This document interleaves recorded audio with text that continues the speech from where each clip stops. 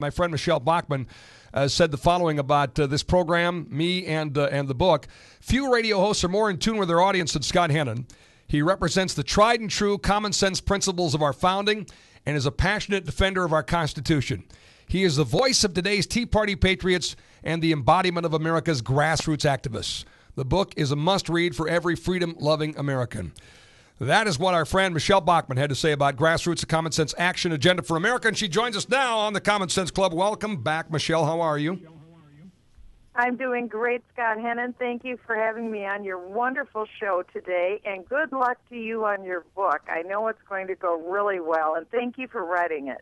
Well, many of the events, the Tea Party events that I was at, you were either there or on the telephone. I mean, Michele, at all hours of the day and night, would offer up an opportunity to at least address these folks. Many times from a Nancy Pelosi-like lockdown in Washington, D.C. So I don't know that anybody anywhere, as an elected individual, has more credibility with the Tea Party movement than you do. So I appreciate so much what you've done with for these good folks as well. Well, you've been a great team to work with, and of course the whole reason for that is because our goal is to take our country back. Remember, never forget, Barack Obama said 5 days before he took office he was going to fundamentally transform our country. Now it's our turn. Why is it that FDR, LBJ, Obama have the right to fundamentally transform our country? And on the conservative side, we don't see that. Other than Ronald Reagan, who tried to fundamentally transform the nation by dealing with the tax code and also by concluding successfully the Cold War.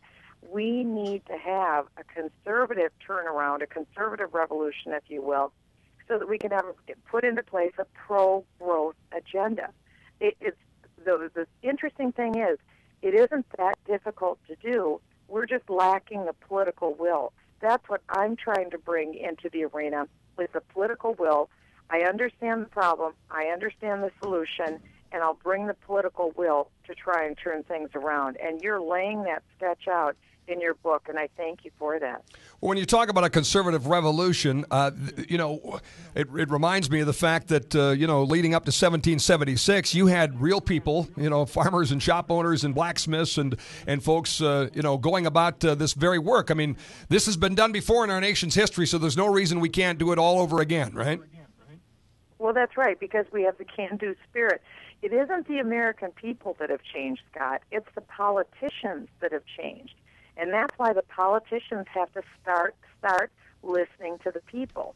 They have stopped, and that's what's gotten us into trouble, because you can always count on the common sense of the American people. And that's what you've been able to do so successfully. You've brought voice to that in the community, and people really appreciate that.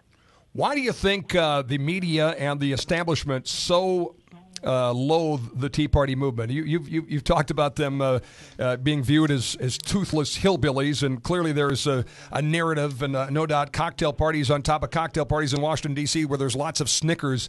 I know, and this is a very different group of people who are God-fearing, freedom-loving, Constitution-worshiping people that I always say we bring our kids to school with them. We set a pew away at church on Sunday. We're a cubicle away at work. These are real folks that have just have enough fear in their heart about the direction of this country that have gotten involved, but they are roundly dismissed and ridiculed, but really don't seem to matter or don't care. Do you agree?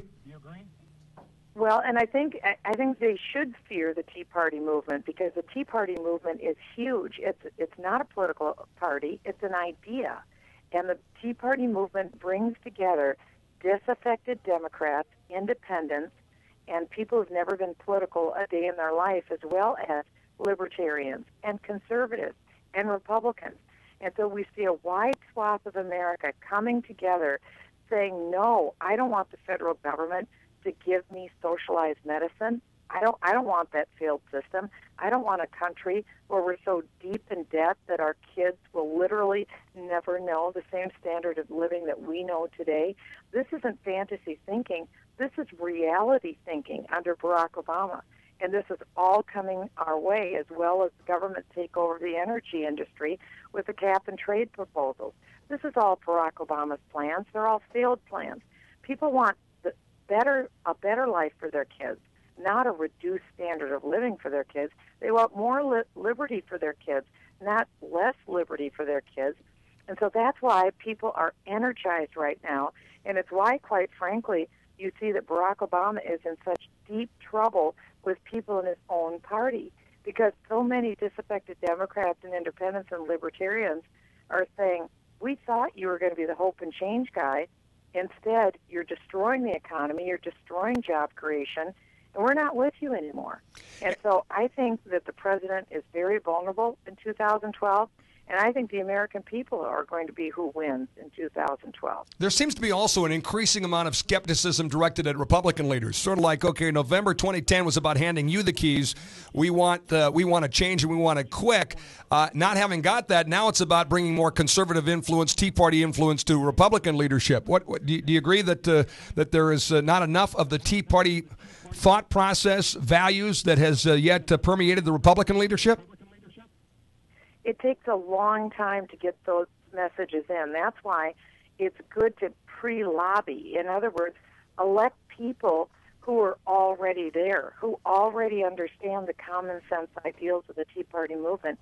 And my mother made a good suggestion. She said, Michelle, a lot of people don't even know what the Tea Party stands for. Let me make it quite simple. The Tea Party means we think that we're paying enough taxes already. No new taxes. Number two, government should not spend more money than what they're taking in. And number three, government should follow the Constitution and not act outside the bounds. That's it. That's the Tea Party movement. What a great concept. That's what America's about. Stop hiking up taxes, don't spend more money than what we have, and act within the bounds of the Constitution.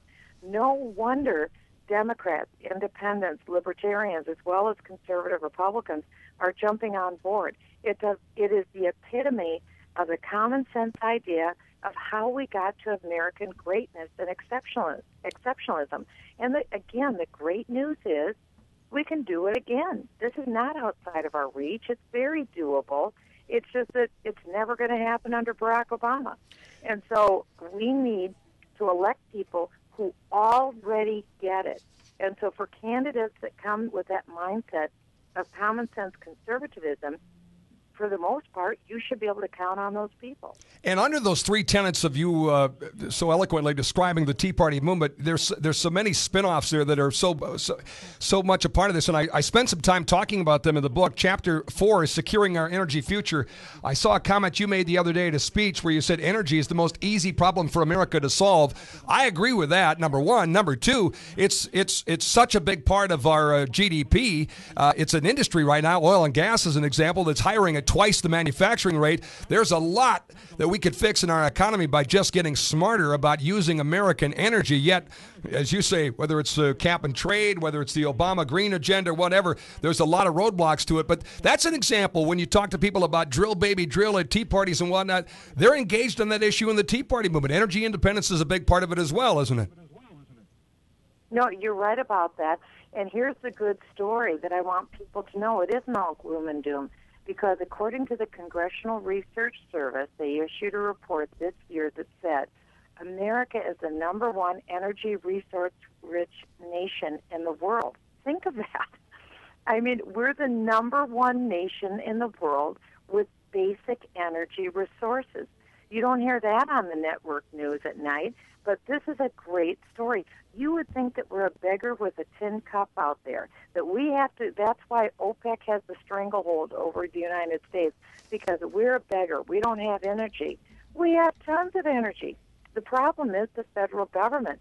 The federal government won't let us access the solution to our own problem. And these are very high-paying jobs. North Dakota is a shining example of a state that is using the rich resources that God has given to us. And so whether it's oil, we have more shale oil in 3 western states than all the oil in Saudi Arabia. We have 25% of all the coal in the world in the United States. We have trillions of cubic square feet of natural gas. And recently we've made a new find in the Pennsylvania area. And we have more of everything than just about any other nation on earth. We do. No, there's no question about it. We just need to get government out of the way. I want to ask a couple of things. One, the discussions are going on with the president and congressional leaders trying to get a deal on the debt limit. Would you accept a good deal, and what is a good deal? What do you consider a reasonable compromise here? Well, we have to have fundamental restructuring of our system, first of all. I don't see anyone coming up with fundamental restructuring. It may sound like a lot of money to cut, let's say, $30 billion out of spending. I'm just here to tell you that won't cut it. I have said from the beginning we need to defund Obamacare. Why? Because that will be the most expensive entitlement program in the history of our country. It has to go. There is zero talk of defunding Obamacare. As President of the United States, I pledge to you that I will not end and I will not tire until we repeal Obamacare, lock, stock, and barrel. It has to be gone. Also, it's important that we restructure our tax system. We have a terrible tax system right now. It's a job-killing tax system, and we need to fundamentally cut spending at the federal level. I don't see any effort to get toward the fundamental restructuring that we need in order to foster job creation in small business. I don't favor small businesses over large business, but the fact is most new jobs, most net job growth comes out of the small business sector. And that's what we need to embrace, is a fundamental restructuring of the tax code, of spending system, and of repealing some of these very bad measures. Keep like fighting. the Dodd-Frank bill. Yeah, keep fighting on that front without question. I want to get on one other quick question for you. We only have 30 seconds left. But Vin Weber, a fellow Minnesotan, said the other day you're going to be hard to beat in Iowa, period, and said you've got hometown appeal, ideological appeal, and he said, I hate to say it, but a little sex appeal. Did that offend you?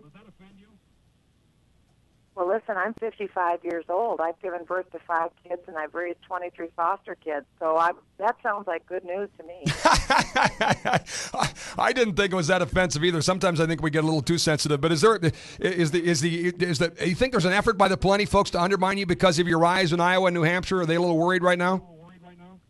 You know, I have no idea, but I will tell you this. I have been all over the state of Iowa, New Hampshire, and South Carolina. And everywhere I go across these states, people are thrilled with the message that we are giving because they're saying, Michele, you get it. You understand us. You understand that we need jobs. You understand how to turn the economy around. As a former federal tax lawyer, keep saying it. We're with you. We're behind you all the way. We've got tremendous momentum. And I'm just thrilled when I go in and into all of these towns. Like, for instance, we were in Lamar's, Iowa. Blue Bunny Ice Cream. That was a small little business started by a family. Now they have over $1 billion in sales of ice cream, a tremendous ice cream company. We want more Blue Bunny ice creams all over the United States. We want more of these family industries to be able to be successful. That's what I want to do. I want more of what works.